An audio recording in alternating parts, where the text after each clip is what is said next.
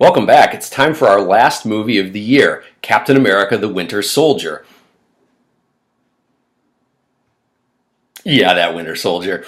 Winter Soldier is absolutely my favorite Marvel movie. I know in the last movie I told you Avengers was one of my favorites. Winter Soldier, I think, is still my favorite. I think I still even like it more than Civil War, if I can admit that. And maybe it's just because I know all the stuff in Cleveland that's in this movie. I love Winter Soldier and I love Civil War for the same reason. They are definitely my 1 and 2. And I'm not sure exactly which order I pick. Winter Soldier is my favorite or Civil War is my favorite.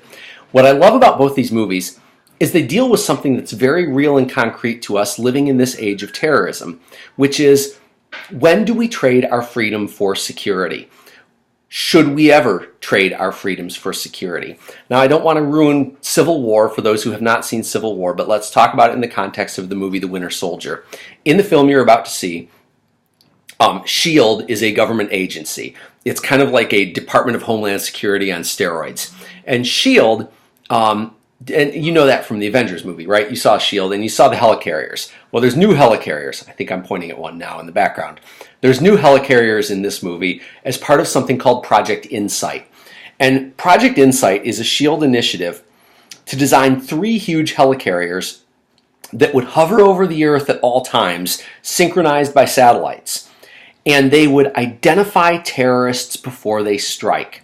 Okay? So we could, from space, from the sky, kill a terrorist before they launch a terrorist attack. And to a lot of us, we think of that and we go, hey, that's kind of cool. And you're going to see in the beginning of this movie, Nick Fury is going to say, I think this is a pretty good idea. He's going to say about these things, they're a little bigger than a 22. Okay? He's going to say that it's a really good idea for us to value security over freedom. And you're going to hear Captain America argue exactly the opposite of that, that our freedom is the most important thing we have in our kind of democracy, and that the punishment should come after the crime and not before.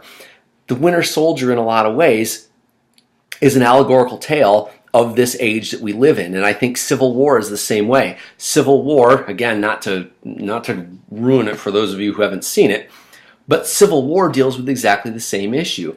The superheroes, should they be free to make their own decisions, or should they be limited by government intervention? Should we value security over freedom?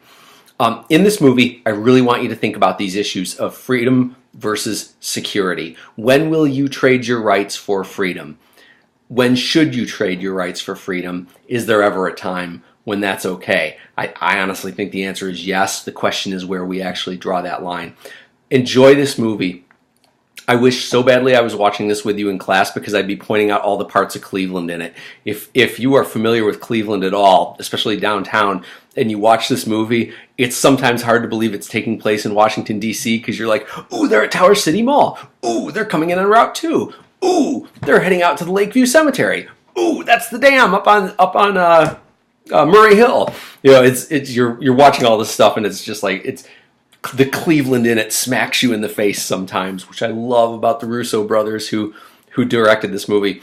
Anyways, have fun. You're not going to have to deal with my boring commentary on the movie after this, and I can't wait to see what you come up with from this film. Take care. Bye.